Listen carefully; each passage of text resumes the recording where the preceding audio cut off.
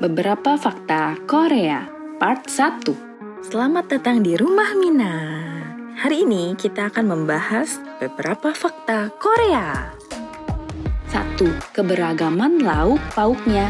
Setiap negara memiliki ragam makanan khasnya masing-masing, dan salah satu karakter makanan yang mewakili Korea adalah keanekaragaman lauk pauknya. Makanan yang dihidangkan sangatlah beraneka ragam, dari nasi, sup, hingga lauk pauk yang sangat beragam. Di Korea, lauk pauk terbagi menjadi beberapa bagian. Ada lauk utama yang diwakili oleh daging atau ikan, dan lauk pendamping yang diwakili oleh berbagai sayur-sayuran. Lauk pauk di Korea sangat beragam jenisnya, sehingga jumlahnya tidak dapat dihitung. Salah satu contohnya, kimchi memiliki lebih dari 250 jenis. Sangat banyak bukan? Di Korea, Anda dapat dengan mudahnya menemukan restoran yang menghidangkan aneka ragam lauk pauk.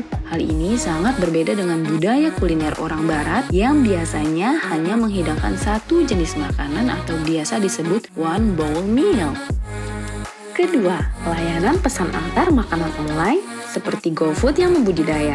Selain lauk pauknya, hal menarik lain dari Korea yaitu adanya kebiasaan pesan antar makanan online yang dilakukan oleh hampir setiap orang Korea. Semua jenis makanan dari berbagai mancanegara dapat dipesan secara online, seperti makanan Korea, makanan Jepang, makanan Cina, makanan Vietnam, makanan Thailand, makanan India, makanan Indonesia, makanan Barat, dan lain-lain. Dikarenakan sebagian besar restoran mengoperasikan layanan pesan antar, tidak ada makanan di Korea yang tidak dapat dipesan. Bahkan, Anda dapat menerima makanan yang Anda pesan hanya dalam waktu yang singkat. Jam berapapun, kapanpun, Anda bisa memesannya. Saat sarapan, makan siang, dan makan malam hingga fajar. Dimanapun Anda, mau di rumah, di tempat kerja, di taman, atau di mana saja, Anda dapat menggunakan layanan tersebut. Di sisi lain, adanya layanan pesan antar makanan membuat penggunanya menginginkan makanan yang dipesannya cepat sampai, dan kurir pengiriman makanan menginginkan target sebanyak-banyaknya. Dikarenakan keduanya sama-sama ingin cepat, mengakibatkan dampak negatif bagi masyarakat umum, di mana banyak kurir makanan mengabaikan peraturan dan keselamatan nyawa diri sendiri dan orang lain di jalanan hanya demi pengiriman cepat. Bahkan hingga saat ini, kesadaran para kurir makanan di Korea pun menurun. Ketiga, angka kelahiran yang rendah.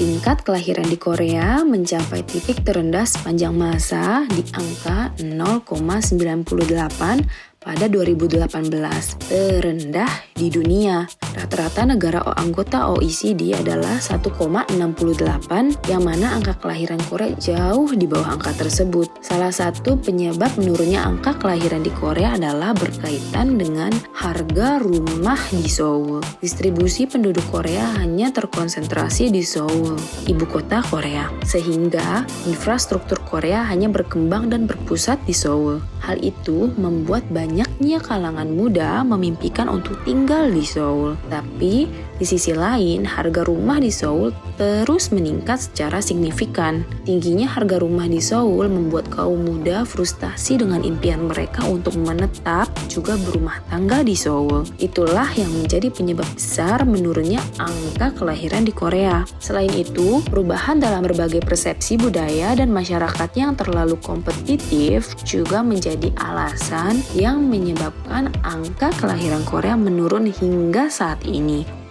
Keempat, tingkat bunuh diri yang tinggi. Dibandingkan dengan tingkat kelahiran, tingkat bunuh diri di Korea 1,5 kali lebih tinggi dari Hungaria, juga tertinggi kedua di antara negara-negara OECD. Tingkat bunuh diri pria 2,2 kali lebih tinggi dari wanita, dan tingkat bunuh diri lansia secara signifikan lebih tinggi. Adapun motif bunuh dirinya yaitu laki-laki berusia remaja dan 20-an mengalami gangguan mental. Mereka yang berusia 30-an dan 50-an mengalami kesulitan ekonomi, dan mereka yang berusia 60-an ke atas mengalami kesulitan fisik.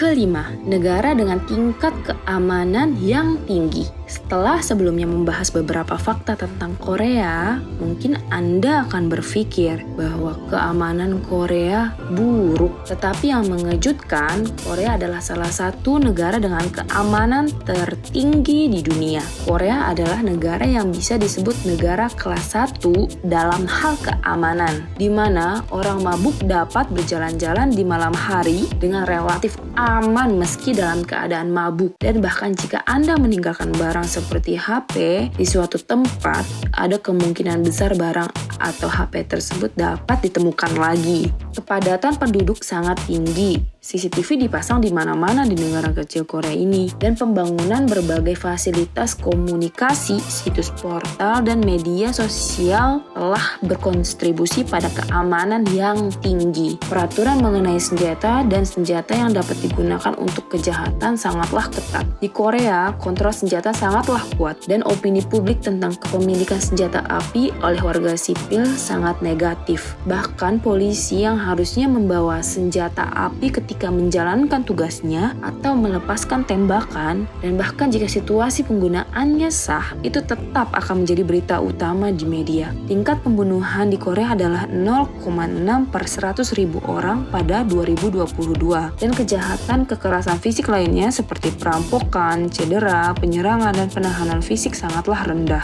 Kasus pembunuhan tahunan juga terus menurun.